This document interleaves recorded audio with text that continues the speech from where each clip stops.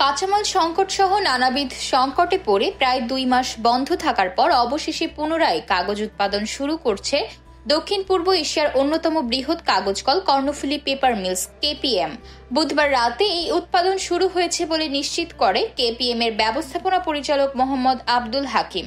তিনি জানান, কাঁচামাল সংকটে গত 20 জুলাই হতে প্রায় 2 মাস কেপিএম কাগজ উৎপাদন করতে পারেনি। সকল সংকট কাটিয়ে বুধবার রাত হতে মিলটি উৎপাদনে ফিরেছে। এদিকে কেপিএম শ্রমিক কর্মচারী পরিষদের সভাপতি আব্দুল রাজ্জাক জানান, বুধবার রাত হতে কেপিএম আবারও কাগজ উৎপাদনে ফিরেছে। শ্রমিক কর্মচারী সকলের পক্ষ হতে মাননীয় শিল্প উপদেষ্টা, বিসিআইসি কর্তৃপক্ষ এবং কেপিএম কর্তৃপক্ষকে আন্তরিক ধন্যবাদ জানিয়েছেন তারা আশা করছেন মিলটি আবারও পুরোদমে উৎপাদনে ফিরে একটি লাভজনক প্রতিষ্ঠানে পরিণত হবে।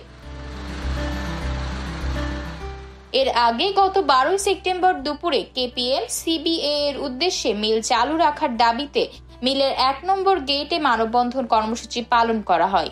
উল্লেখ্য, কর্ণফুলী পেপার মিলস বাংলাদেশের সর্ববৃহৎ কাগজের কল। 1951 সালে পাকিস্তান ইন্ডাস্ট্রিয়াল ডেভেলপমেন্ট কর্পোরেশনের অধীনে 67.57 মিলিয়ন রুপি ব্যয়ে রাঙামাটির কাপ্তাইয়ের চন্দ্রঘোনায় প্রতিষ্ঠিত হয় মিলটি।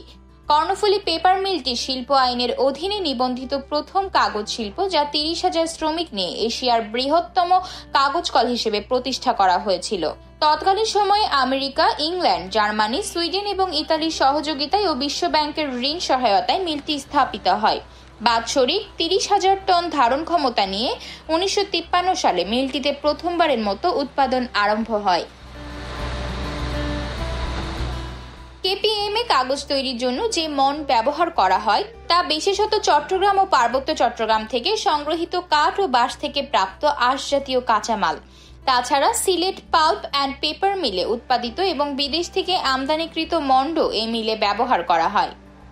সৌরশক্তিকে গ্যাসে রূপান্তরের উপযোগী বিদ্যুৎ কেন্দ্র, পানি শোধনাগার প্লান্ট, গবেষণা ও উন্নয়ন কেন্দ্র, একটি পুনরুদ্ধার শাখা এবং কাগজ জাতীয় বিভিন্ন সামগ্রীর একটি কনভার্টিং প্লান্ট দ্বারা কারখানাটি সজ্জিত থাকলেও বর্তমানে অনেকগুলো সেক্টর বিকল হয়ে গেছে। আতকিয়া মাইমুনা, বার্তা 24।